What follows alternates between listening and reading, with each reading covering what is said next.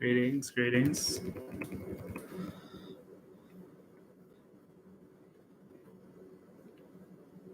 Just sending this out to my legions of followers, sending out the live streaming URL.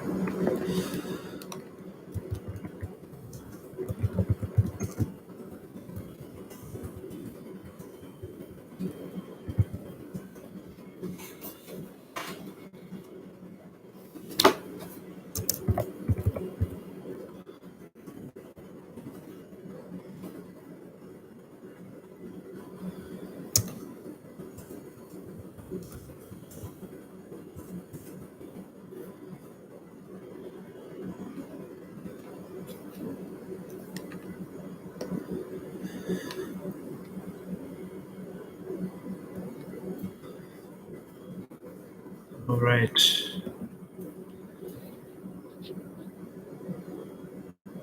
It's 1:26. I guess I'll just start in about 4 minutes so I can finish in a nice round hour.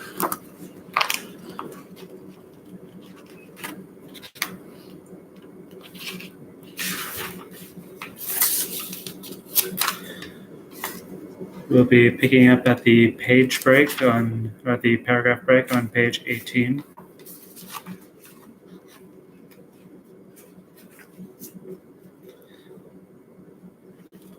So far, most of the text, what we read yesterday was largely like Adorno trying to respond to psychoanalytic theories of art, and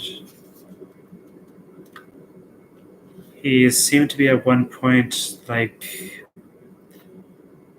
kind of into like a social history of art style of critique.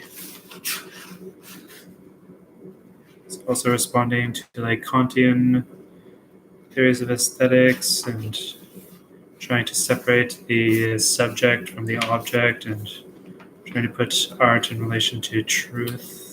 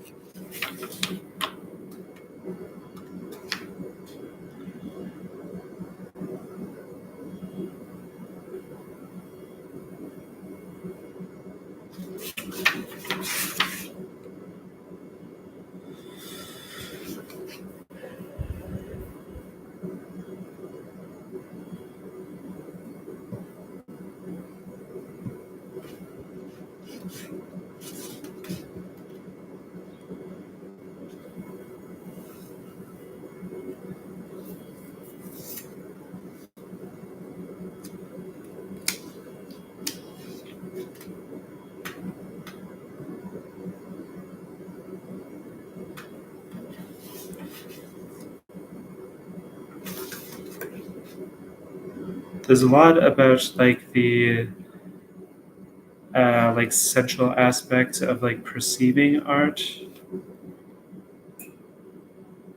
and the experience of art.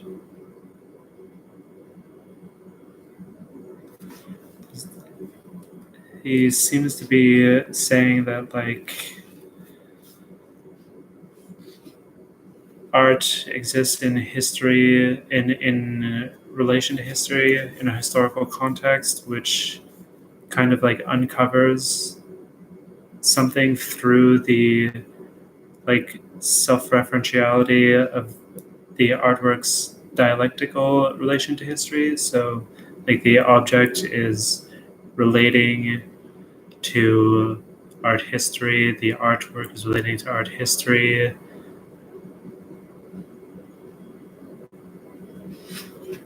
and thereby uncovering something new in it.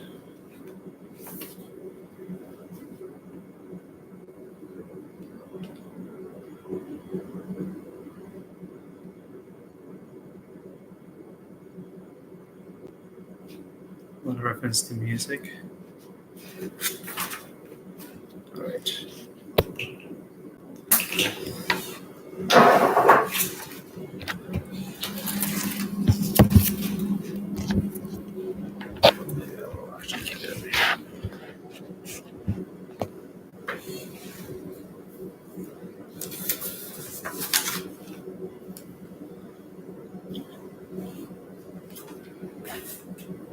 Today, it would be fitting to approach art in Kantian fashion as a given. Whoever pleads its cause manufactures ideologies and makes art one of them. If thought is in any way to gain a relation to art, it must be on the basis that something in reality, something back of the veil spun by the interplay of institutions and false needs, objectively demands art, and that it demands an art that speaks for what the veil hides. Though discursive knowledge is adequate to reality, and even to its irrationalities, which originates in its laws of motion, something in reality rebuffs rational knowledge. Suffering remains foreign to knowledge. The knowledge can subordinate it conceptually and provide means for its amelioration. Knowledge can scarcely express it through its own means of experience without itself becoming irrational. Suffering conceptualized remains mute and inconsequential, as is obvious in post-Hitler Germany. In an age of incomprehensible horror, Hegel's principle, which Brecht adopted as his motto, that truth is concrete, can perhaps suffice only for art. Hegel's thesis that art is consciousness of plight has been confirmed beyond anything he could have envisioned. Thus, his thesis was transformed into a protest against his own verdict on art, a cultural pessimism that throws into relief his scarcely secularized theological optimism, his expectation of an actual realization of freedom. The darkening of the world makes the irrationality of art rational, radically darkened art. What the enemies of modern art, with a better instinct than its anxious apologists, calls its negativity is the epitome of what established culture has repressed and that toward which art is drawn. In its pleasure in the repressed, art at the same time takes into itself the disaster, the principle of repression, rather than merely protesting hopelessly against it. That art enunciates the disaster by identifying with it, anticipates its enervation. This, not any photograph of the disaster or false happiness, defines the attitude of authentic contemporary art to a radically darkened objectivity. The sweetness of any other gives itself the lie. Fantastic art in Romanticism, as well as its traces in mannerism in the Baroque, presents something non-existent as existing. The fictions are modifications of empirical reality. The effect they produce is the presentation of the non-empirical as if it were empirical. This effect is facilitated because the fictions originate in the empirical. New art is so burdened by the weight of the empirical that its pleasure in fiction lapses. Even less does it want to reproduce the facade. By avoiding contamination from what simply is, art expresses it all the more inexorably. Already, Kafka's power is that of a negative feel for reality. What those who misunderstand him take to be fantastic in his work is commencer. By its Greek word from the empirical worlds, new art ceases to be fantastic. Only literary historians would class Kafka and Meyrink together, and it takes an art historian to class Klee and Couperin together. Admittedly, in its greatest works, such as part of Poe's Pym, Kernberger's Der Emerika Müde, and Weterkin's Minnehaha, fantastic art plays over into what modernity achieved in its freedom from normal referentiality. All the same, nothing is more damaging to theoretical knowledge of modern art than its reduction to what it has in common with older periods. What is specific to it slips through the methodological net of nothing new under the sun. It is reduced to the undialectical, gapless continuum of tranquil development that it in fact explodes. There is no denying the fatality that cultural phenomena cannot be interpreted without some translation of the new into the old. Yet this implies an element of betrayal. Second reflection would have the responsibility of correcting this. In the relation of modern artworks to older ones that are similar, it is their differences that should be elicited. Immersion in the historical dimension should reveal what previously remained unsolved. In no other way can a relation between the present and the past be established. In comparison, the aim of the current history of ideas is virtually to demonstrate that the new does not exist. Yet since the mid-19th century and the rise of high capitalism, The category of the new has been central, though admittedly in conjunction with the question whether anything new had ever existed. Since that moment, no artwork has succeeded that rebuffed the ever-fluctuating concept of the modern. Works that thought they would save themselves from the problematic attributed to the modern only accelerated their demise. Even a composer as immune to the charge of modernism as Anton Bruckner would not have attained his most important achievements had he not worked with the most advanced material of his period, Wagner's harmony, which he then, of course, paradoxically transformed. His symphonies pose the question how the old is, after all, still possible, which is to say, as something new. The question testifies to the irresistibility of the modern, whereas the after all is already something false, which the conservatives of the time could deride as something incoherent. That the category of the new cannot be brushed off as art alien sensationalism is apparent in its irresistibility. When, prior to World War I, the conservative yet eminently sensitive English music critic Ernest Newman heard Schoenberg's Pieces for Orchestra, Op. 16, he warned that one should not underestimate this man Schoenberg. With him it was all or nothing. Newman's hatred thus registered the destructive element of the new with a surer instinct than that of the apologists of the new. Even the old Saint-Saëns sensed something of this when, rejecting the effect of Debussy's music, he insisted that surely there must be alternatives to it. Whatever shuns or evades those transformations in the material that important innovations entail, thereby shows itself to be impoverished and ineffectual. Newman must have noticed that the sounds liberated by Schoenberg's Pieces for Orchestra could no longer be dreamed away, and henceforward bore consequences that would ultimately displace the traditional language of composition altogether. This process continues throughout the arts. After a play by Beckett, one need only see a work by a moderate lesser contemporary to realize how much the new is a non-judging judgment. Even the ultra-reactionary Rudolf Borchardt confirmed that an artist must dispose over the achieved standard of his period. The new is necessarily abstract. It is no more known than the most terrible secret of Poe's pit. Yet something decisive with regard to its content is encapsulated in the abstractness of the new. Toward the end of his life, Victor Hugo touched on it in his comment that Rimbaud bestowed a frisson nouveau on poetry. The shudder is a reaction to the cryptically shut, which is a function of that element of indeterminacy. At the same time, however, the shudder is a mimetic comportment reacting mimetically to abstractness. Only in the new does mimesis unite with rationality without regression. Ratio itself becomes mimetic in the shudder of the new, and it does so with incomparable power in Edgar Allan Poe, truly a beacon for Baudelaire and all modernity. The new is a blind spot, as empty as the purely indexical gesture, look here. Like every historico-philosophical category, tradition is not to be understood as if, in an eternal relay race, the art of one generation, one style, one maestro, were passed on to the succeeding one.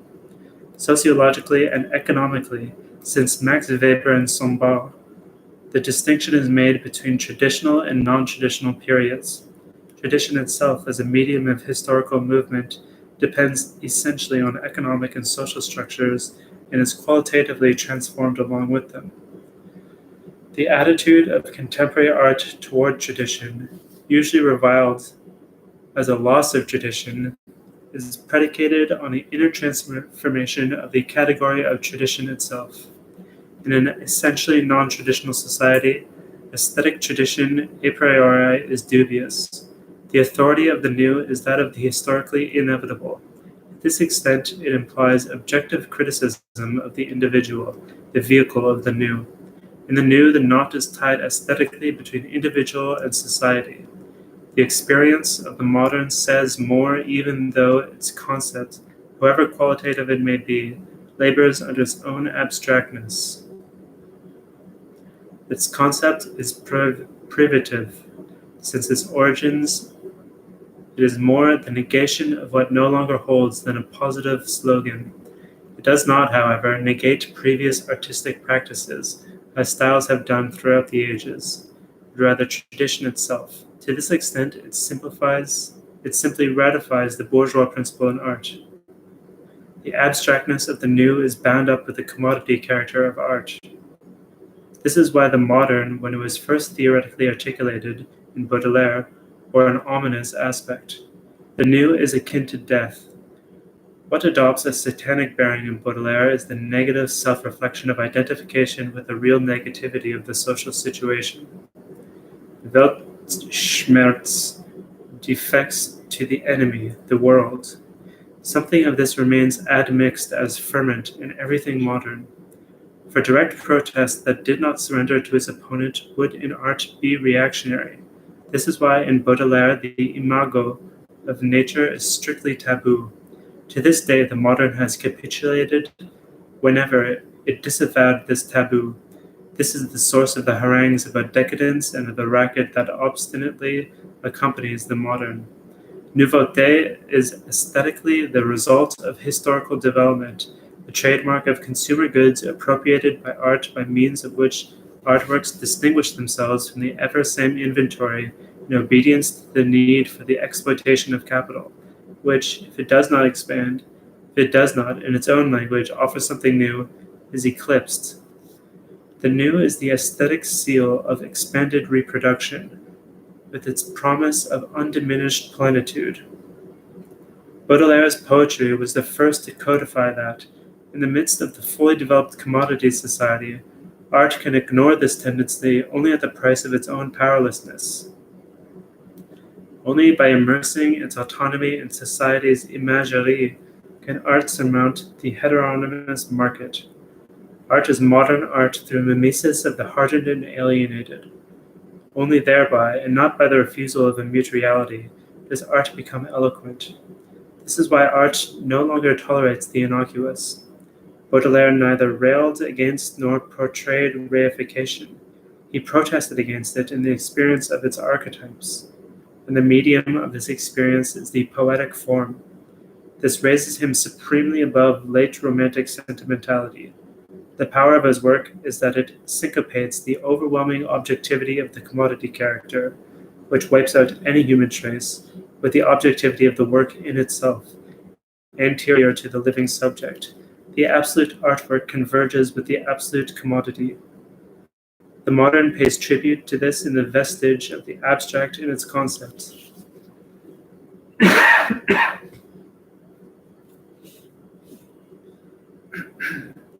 If, in monopoly capitalism, it is primarily exchange value, not use value, that is consumed, in the modern artwork it is its abstractness, that irritating indeterminateness of what it is and to what purpose it is, that becomes a cipher of what the work is.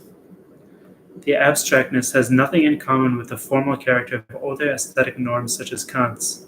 On the contrary, it is a provocation. It challenges the illusion that life goes on, and at the same time it is a means for that aesthetic distancing that traditional fantasy no longer achieves. From the outset, aesthetic abstraction, which in Baudelaire was still rudimentary and allegorical reaction to a world that had become abstract, was foremost a prohibition on graven images.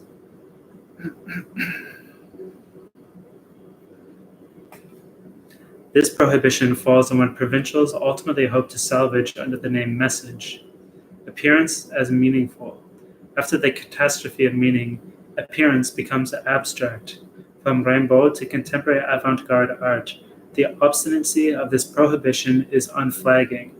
It has changed no more than has the fundamental structure of society. The modern is abstract by virtue of its relation to what is past.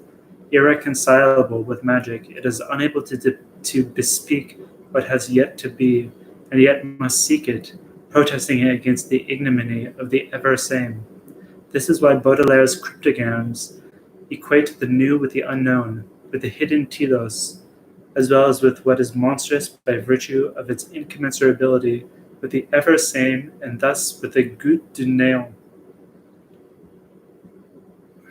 The arguments against the aesthetic cupiditas rerum novarum,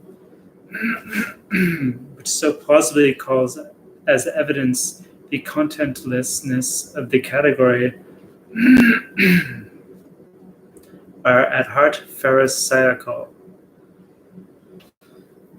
The new is not a subjective category, rather it is a compulsion of the object itself, which cannot in any other way come to itself and resist heteronomy. The force of the old presses toward the new, without which the old cannot be fulfilled. Yet the moment this is invoked, artistic practice and its manifestations become suspect. The old that it claims to safeguard usually disavows the specificity of the work. Aesthetic reflection, however, is not indifferent to the entwinement of the old and new. The old has refuge only at the vanguard of the new, in the gaps, not in continuity. Schoenberg's simple motto, "If you do not seek, you will not find," is a watchword of the new. Whatever fails to honor it in the context of the artwork becomes a deficiency. Not least among the aesthetic abilities is the capacity, in the process of the work's production, to sound for residual constraints. Through the new, critique, the refusal, becomes an objective element of art itself.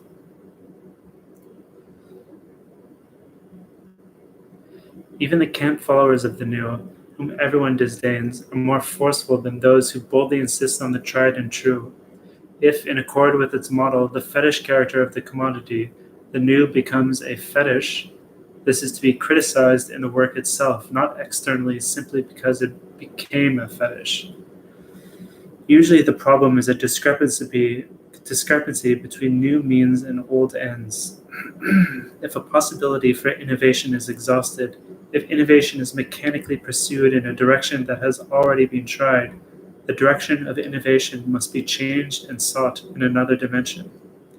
The abstractly new can stagnate and fall back into the ever-same. Fetishization expresses the paradox of all art that is no longer self-evident to itself. The paradox that something made exists for its own sake. Precisely this paradox is the vital nerve of new art. By exigency, the new must be something willed. As what is other, however, it could not be what was willed. Velleity binds the new to the ever-same, and this establishes the inner communication of the modern and myth.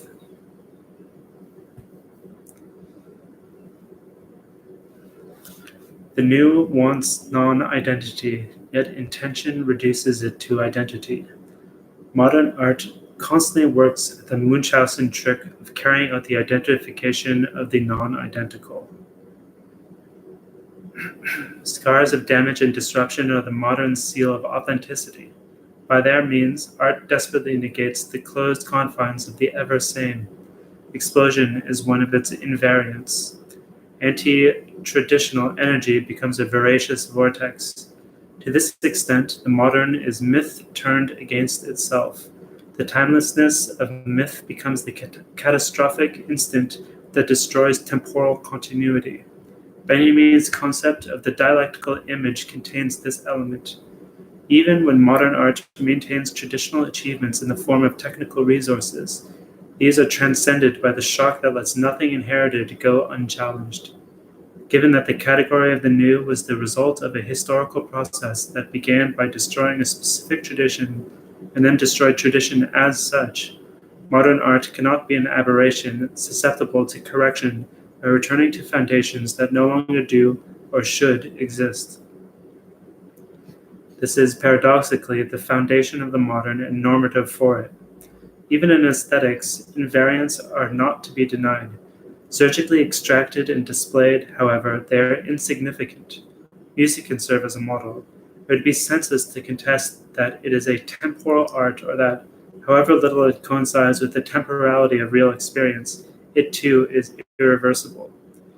If, however, one wanted to pass beyond vague generalities, such as that music has the task of articulating the relation of its content, its intratemporal elements, to time, one falls immediately into pedantry or subreption.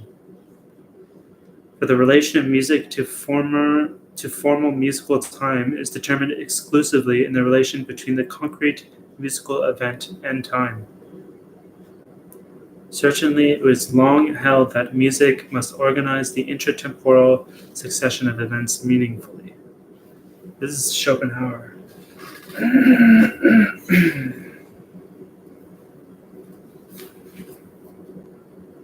The relation of music to formal musical time is determined exclusively in the relation between the concrete musical event and time. It's Schopenhauerian, but it also seems pretty materialist.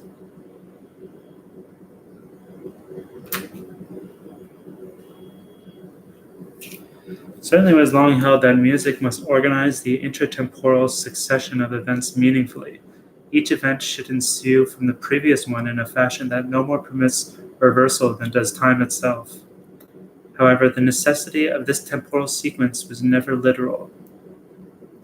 It participated in art's semblance character.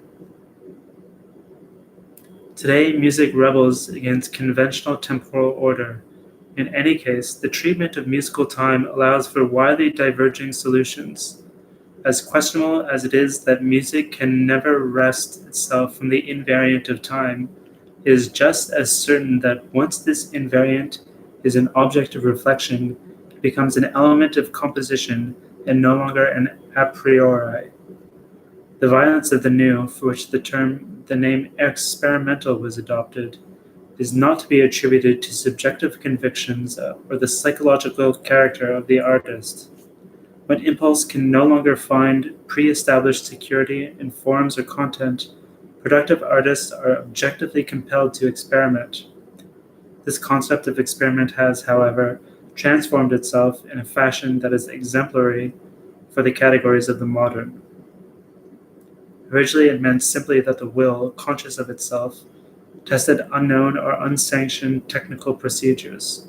Fundamental to this idea of experimentation was a latently traditionalistic belief that would automatically become clear whether the results were a match for what had already been established and could thus legitimate themselves. This conception of artistic experimentation became accepted as obvious at the same time that it became problematic in its trust in continuity. The gesture of experimentation, the name for artistic comportments that are obligatorily new, has endured, but now, in keeping with the transition of aesthetic interest from the communicating subject to the coherence of the object, it means something qualitatively different. That the artistic subject employs methods whose objective results cannot be foreseen. Even this turn is not absolutely new. The concept of construction, which is fundamental to modern art, always implied the primacy of constructive methods over subjective imagination. Construction necessitates solutions that the imagining ear or eye does not immediately encompass or know in full detail.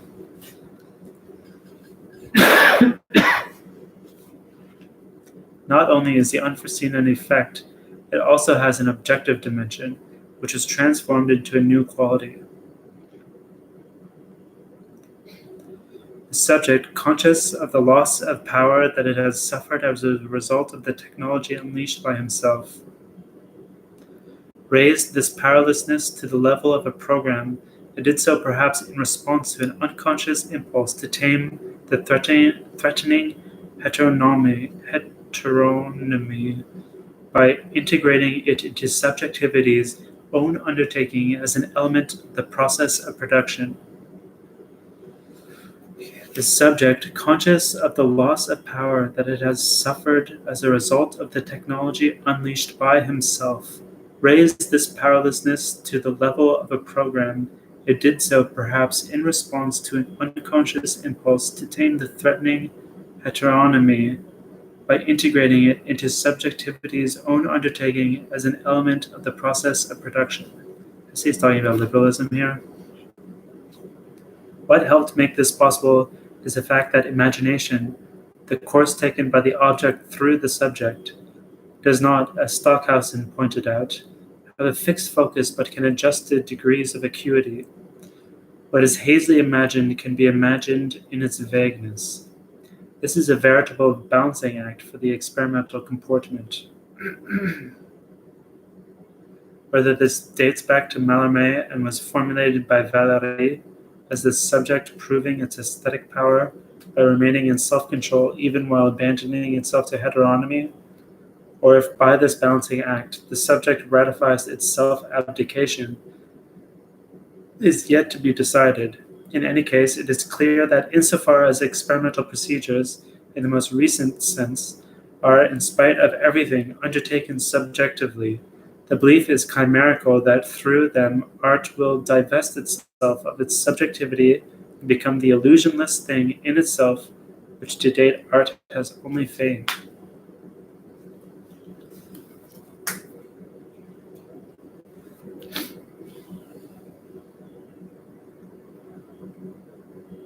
The painfulness of experimentation finds response in the animosity toward the so-called isms, programmatic, self-conscious, and even collective art movements.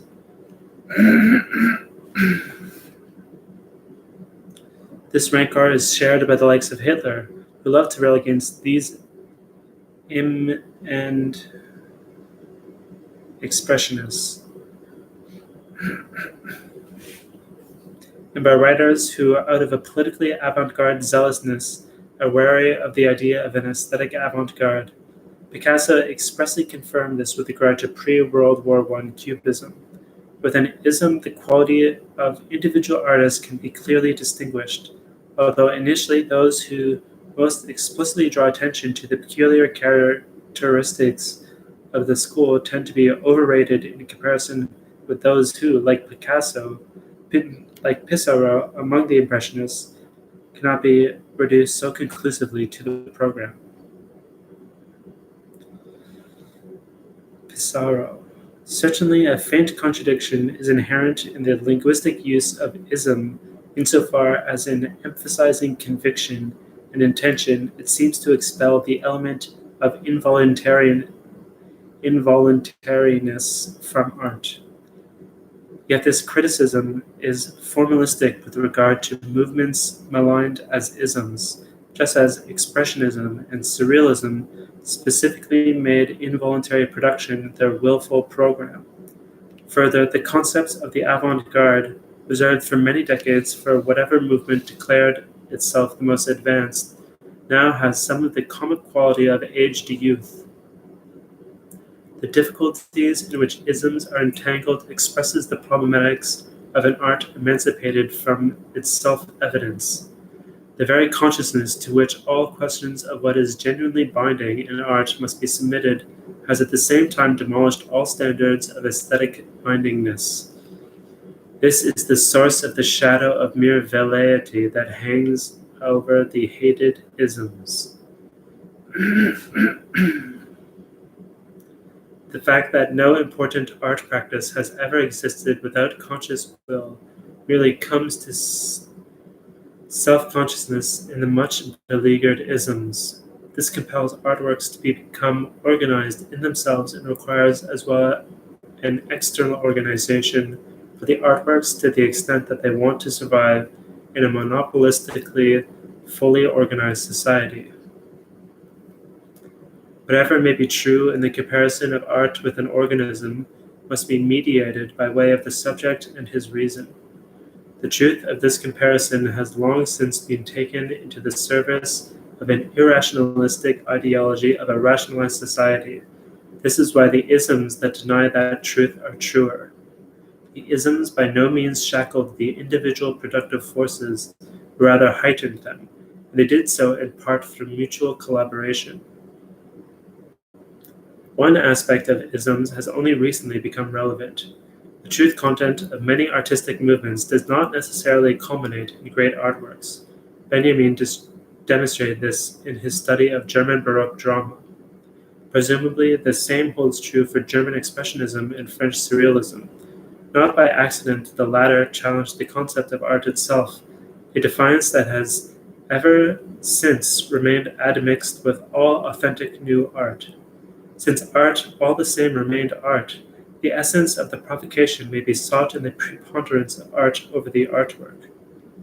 The preponderance is embodied in the isms. What in terms of the work seems failed or no more than a citation also testifies to impulses that can scarcely be objectivated in the particular work any longer. Impulses of an art that transcends itself. Its idea awaits rescue. It is worth noting that the uneasiness with isms seldom includes their historical equivalent, the schools. Isms are, so to speak, the secularization of these schools in an age that destroyed them as traditionalistic. Isms are scandalous because they do not fit into the schema of absolute individuation, but remain as an island of a tradition that was shattered by the principle of individuation. The disdained should at the very least be completely alone, a surety for its powerlessness, its historical inefficacy, and its early traceless demise. The schools entered into opposition to the modern in a way that was expressed eccentrically in the measures taken by the academies against students suspected of sympathy for modern directions. Isms are potentially schools that replace traditional and institutional authority with an objective authority. Solidarity with them is better than to disavow them, even as this were on the basis of the antithesis of the modern and modernism. The critique of what is up to date, yet without structural legitimation, is not without its justification. The functionless, for instance, that imitates function is regressive. Still, the separation of modernism as the opinions and convictions of the hangers-on of the authentically modern is invalid because without the subjective opinions that are stimulated by the new, no objectively modern art would crystallize.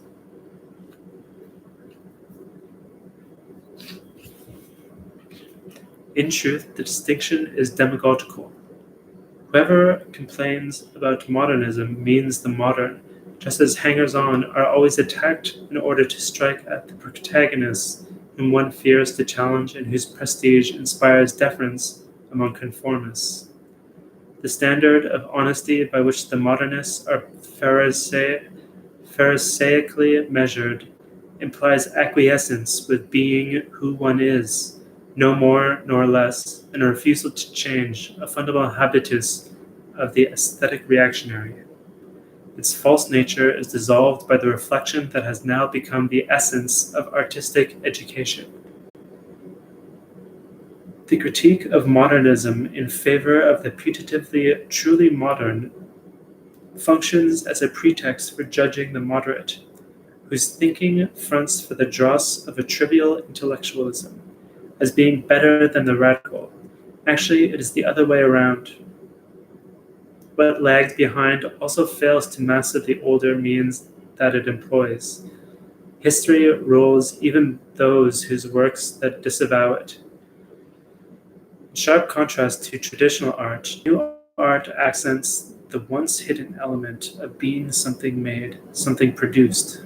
The portion of it that is, the Greek word, grew to such an extent that all efforts to secrete away the process of production in the work could not but fail. The previous generation had already limited the pure immanence of artworks, which at the same time they drove to its extreme. By employing the author as commentator, by the use of irony, and by the quantity of detail artfully protected from the intervention of art. From this arose the pleasure of substituting for the artworks the process of their own production. Today, every work is virtually what Joyce declared Finnegan's Wake to be before he published the whole, work in progress.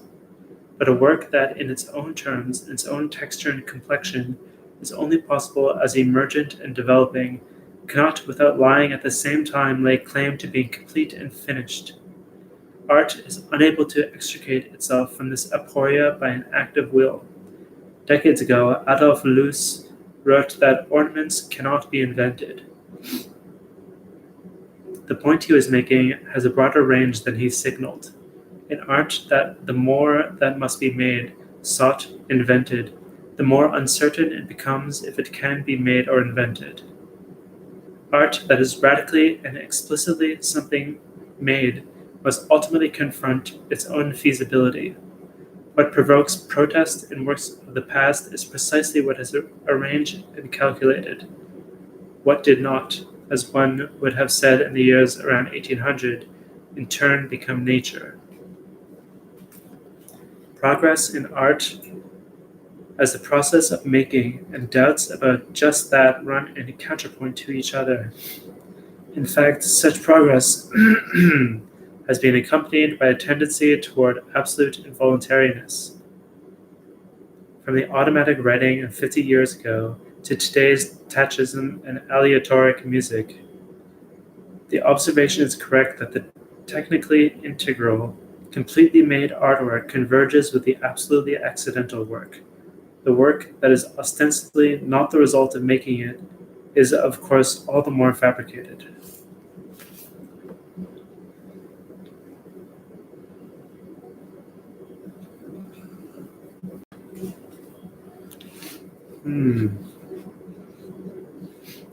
The truth of the new, as the truth of what is not already used up, is situated in the intentionless. This sets truth in opposition to reflection, which is the motor of the new, and raises reflection to a second order, to second reflection. It is the opposite of its usual philosophical concept, as it is used, for instance, in Schiller's doctrine of sentimental poetry, where reflection means burdening artworks down with intentions.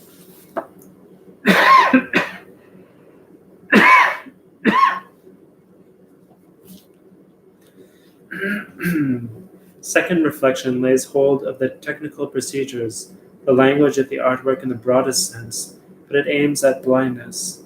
The absurd, however inadequate as a slogan, testifies to this.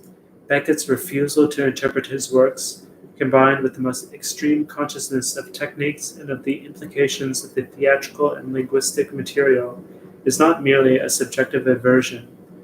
As reflection increases in scope and power, content itself becomes ever more opaque. Certainly, this does not mean that interpretation can be dispensed with as if there were nothing to interpret. To remain content with that is the confused claim that all the talk about the absurd gave rise to. Any artwork that supposes it is in possession of its content is plainly naive in its rationalism. This may define the historically foreseeable limit of Brecht's work, unexpectedly confirming Hegel's thesis of the transformation of mediation into immediacy. Second reflection restores naivete in the relation of content to first reflection. What is today called a message is no more to be squeezed out of Shakespeare's great dramas than out of Beckett's works. But the increasing opacity is itself a function of transformed content. As the negation of the absolute idea, content can no longer be identified with reason as it is postulated by idealism. Content has become the critique of the omnipotence of reason. They can therefore no longer be reasonable according to the norms set by discursive thought. The darkness of the absurd is the old darkness of the new. This darkness must be interpreted, not replaced with the clarity of meaning. The category of the new produced a conflict. Not unlike the 17th century querelle des anciens et des modernes, this is a conflict between the new and duration. Artworks were always meant to endure. It is related to their concept, that of objectivation.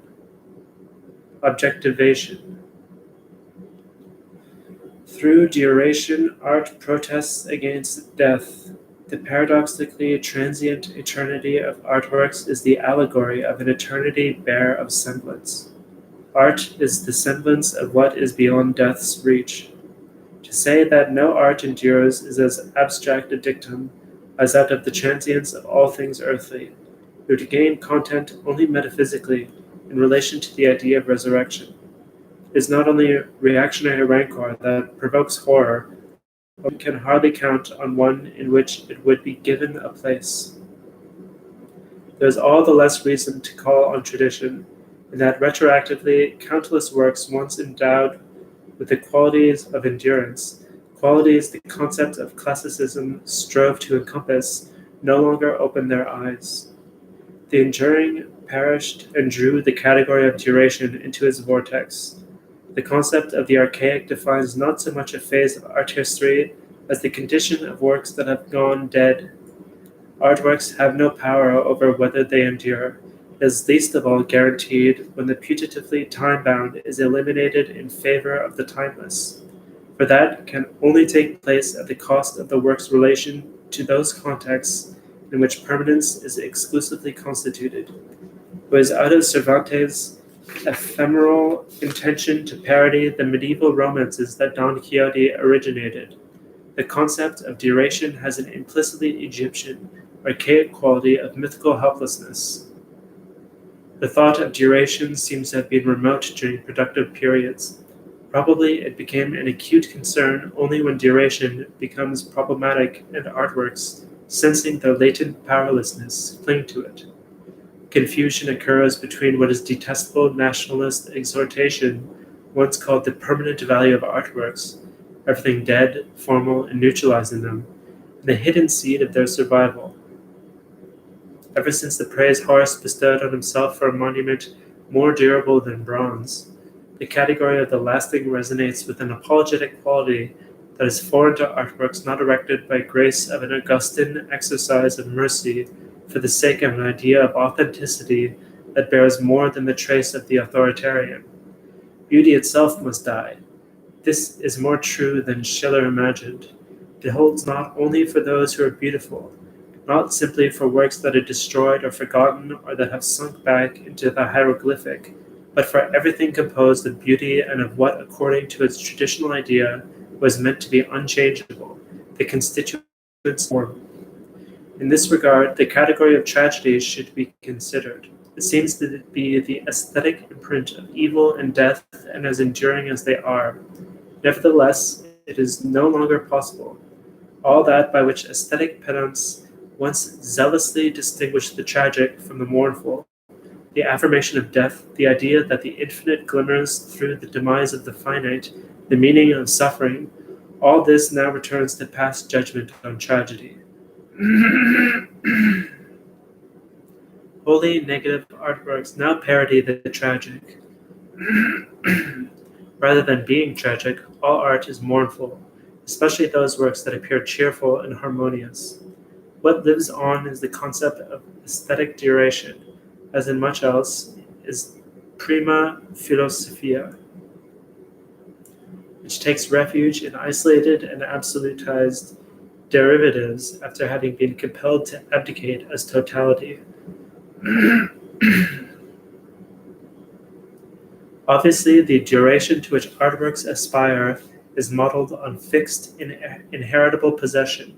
The spiritual should, like material, become property, an outrage ineluctably committed by spirit against itself. As soon as artworks make a fetish of their hope of duration, they begin to suffer from their sickness unto death. The veneer of inalienability that they draw over themselves at the same time suffocates them. Many artworks of the highest caliber effectively seek to lose themselves in time so as not to become its prey, entering thus into insoluble antinomy with the necessity for objectivation. Ernst Schoen once praised the unsurpassable noblesse of fireworks as the only art that aspires not to duration, but only to glow for an instant and fade away.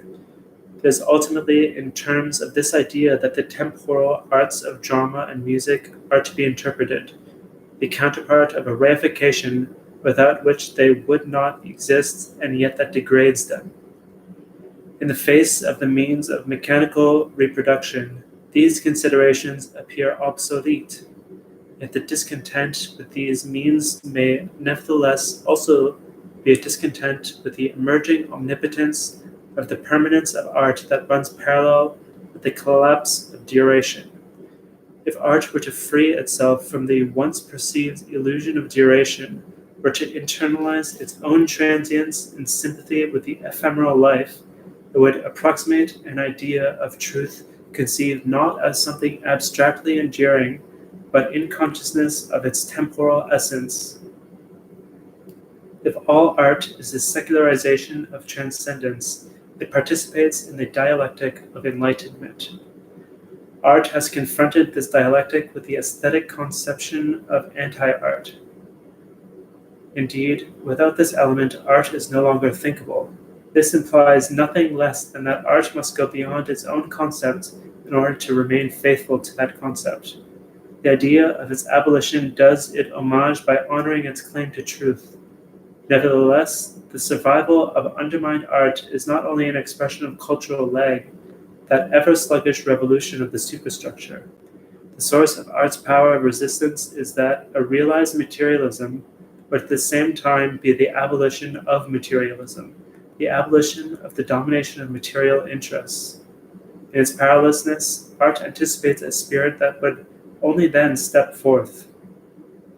To this corresponds an objective need, the neediness of the world, which is contrary to the subjective and now no more an ideological individual need for art. Art can find its continuation nowhere else than in this objective need. In art, what once took care of itself became a specific undertaking, and as a result, integration increasingly binds the centrifugal counterforces. Like a whirlpool, integration absorbs the manifold that once defined art. What is left is an abstract unity shorn of the antithetical element by virtue of which art becomes a unity in the first place.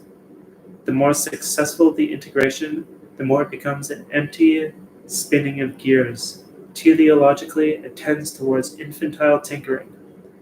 The power of the aesthetic subject to integrate whatever it takes hold of is at the same time its weakness. It capitulates to a unity that is alienated by virtue of its abstractness and weakness. To its abstractness and resignedly casts its lot with blind necessity. If the whole of modern art can be understood as the perpetual intervention of the subject, one that is at no point disposed to allow the unreflected governance of the traditional play of forces within the artwork, the permanent interventions of the ego are matched by a tendency of the ego to abdicate out of weakness. True to the age-old mechanical principle of the bourgeois spirit, this abdication takes the form of the reification of subjective achievements, effectively locating them exterior to the subject and mistaking the abdication of the subject for a guarantee of ironclad objectivity. Technique, the extended arm of the subject, also always leads away from that subject. The shadow of art's autarkic radicalism is its harmlessness.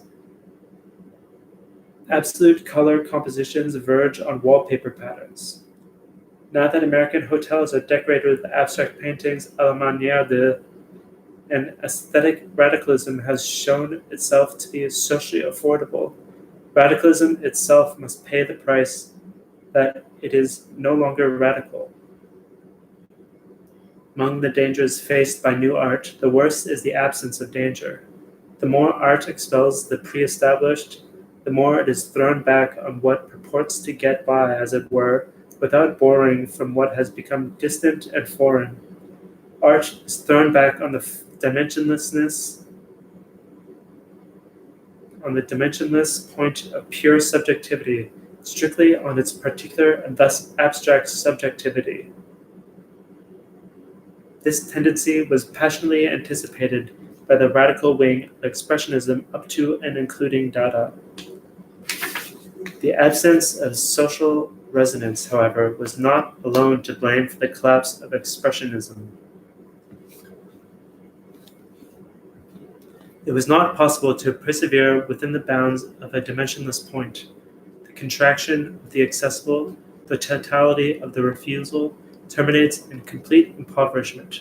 The scream or the destitute, powerless gesture, literally the syllables Dada.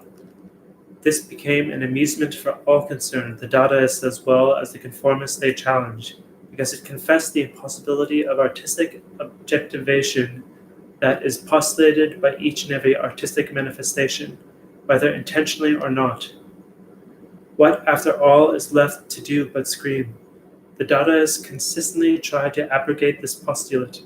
The program of their surrealist successors rejected art, yet without being able to shake itself free of it. Their truth was that it would be better not to have art than to have a false one. They fell to the mercy of the semblance of an absolute subjectivity existing purely for itself and objectively mediated, yet without the ability to go beyond the position of being for itself.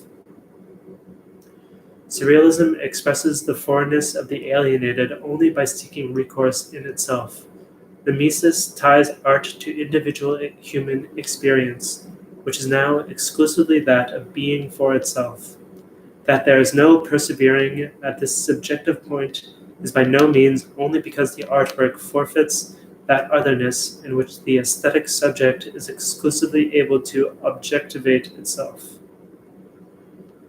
Clearly, the concept of duration, as ineluctable as it is problematic, cannot be unified with the idea that the subjective point is also a temporal one. Not only did the expressionists make concessions as they became older and had to earn a living, not only did Dadaists convert to Catholicism or enroll in the Communist Party, artists with the integrity of Picasso and Schoenberg went beyond the subjective point. Their difficulties in this could be sensed and feared right from their first efforts to achieve a so-called new order. Since then, these difficulties developed into the difficulties of art as such. To date, all requisite progress beyond the subjective point has been brought at the price of regression through assimilation to the past and by the arbitrariness of a self-posited order. In recent years, it has been fashionable to accuse Samuel Beckett of simply repeating his basic idea. He exposed himself to this accusation in a provocative fashion. In this, his consciousness was correct that the need for progress is inextricable from its impossibility. The gesture of walking in place at the end of Godot, which is the fundamental motif of the whole of his work, reacts precisely to this situation. Without exception, his response is violent. His work is the extrapolation of a negative Greek word. The fulfilled moment reverses into perpetual repetition that converges with desolation. His narratives, which he sardonically calls novels, no more offer objective descriptions of social reality than, as the widespread misunderstanding supposes, they present the reduction of life to basic human relationships, that minimum of existence that subsists in extremis. These novels do, however, touch on fundamental layers of experience hic et nunc, which are brought together into a paradoxical dynamic at a standstill. The narratives are marked as much by an objectively motivated loss of the object as by its correlative, the impoverishment of the subject. Beckett draws the lesson from montage and documentation, from all the attempts to free oneself from the illusion of a subjectivity that bestows meaning, even where reality finds entry into the narrative, precisely at those points at which reality threatens to suppress what the literary subject once performed. It is evident that there is something uncanny about this reality. Its disproportion to the powerless subject, which makes it incommensurable with experience, renders reality unreal with a vengeance. The surplus of reality amounts to its collapse. By striking the subject dead, reality itself becomes deathly. This transition is the artfulness of all anti-art, and in Beckett it is pushed to the point of the manifest annihilation of reality. The more total society becomes, the more completely it contracts to a unanimous system, and all the more do the artworks in which this experience is sedimented become the other of this society. If one applies the concept of abstraction in the vaguest possible sense, it signals the retreat from a world of which nothing remains except its caput mortuum. New art is as abstract as social relations have in truth become. In like manner, the concepts of the realistic and the symbolic are put out of service. Because the spell of external reality over its subjects and their reactions has become absolute, the artwork can only oppose this spell by assimilating itself to it. At ground zero, however, where Beckett's plays unfold like forces in infinitesimal physics, a second world of images springs forth, both sad and rich, the concentrate of historical experiences that otherwise, in their immediacy, fail to articulate the essential, the evisceration of subject and reality. This shabby, damaged world of images is the negative imprint of the administered world. To this extent, Beckett is realistic. Even in what passes vaguement under the name of abstract art, something survives of the tradition it effaced. Presumably, it corresponds to what one already perceives in traditional painting, insofar as one sees images and not copies of something. Art carries out the eclipse of concretion, an eclipse to which expression is refused by a reality in which the concrete continues to exist only as a mask of the abstract, and the determinate particular is nothing more than an exemplar of the universal that serves as its camouflage and is fundamentally identical with the ubiquity of monopoly. This critique of pseudo-concreteness directs its barbs retrospectively at the whole of art as it has come down to the present. The tangents of the empirical world need only be slightly extended to see that they converge in the insight that the concrete serves for nothing better than that something, by being in some way distinct, can be identified, possessed, and sold. The marrow of experience has been sucked out. There is none, not even that apparently set at a remove from commerce, that has not been gnawed away. At the heart of the economy is a process of concentration and centralization that has the power to absorb what is scattered. It leaves traces of independent existences only for professional statistics and permeates the most subtle spiritual interventions, often without its being possible to perceive the mediations. The mendacious personalization of politics and the blather about man in the age of inhumanity are appropriate to the objective pseudo-individualization, but this becomes an unbearable burden for art, because there is no art without individuation. In other words, the contemporary situation of art is hostile to what the jargon of authenticity calls the message. The question so insistently posed by East German dramaturgy, what does he mean, just barely suffices to frighten hectored authors, but would be absurd if applied to any one of Brecht's plays, whose programs actually was to set thought processes in motion, not to communicate maxims. Otherwise, the idea of dialectical theater would have been meaningless from the start. Brecht's efforts to destroy subjective nuances and half-tones with a blunt objectivity, and to do this conceptually as well, are artistic means. In the best of his work, they become a principle of stylization, not a fabula docet. It is hard to determine just what the author of Galileo or the Good Woman of Szechuan himself meant, let alone broach the question of the objectivity of these works, which does not coincide with the subjective intention. The allergy to nuanced expression, Brecht's preferences for a linguistic quality that may have been the result of his misunderstanding of positivist protocol sentences, is itself a form of expression that is eloquent only as the determinate negation of that expression. Just as art cannot be and never was a language of pure feeling, nor a language of the affirmation of the soul, neither is it for art to pursue the results of ordinary knowledge, as for instance in the forms of social documentaries that are to function as down payments on empirical research yet to be done. The space between discursive barbarism and poetic euphemism that remains to artworks is scarcely larger than the point of indifference into which Beckett burrowed.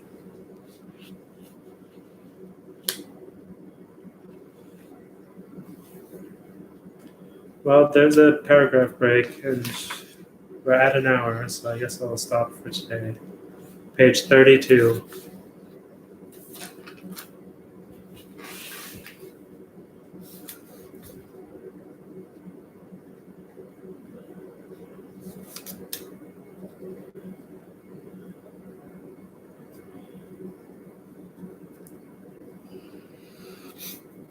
I'll see you again tomorrow.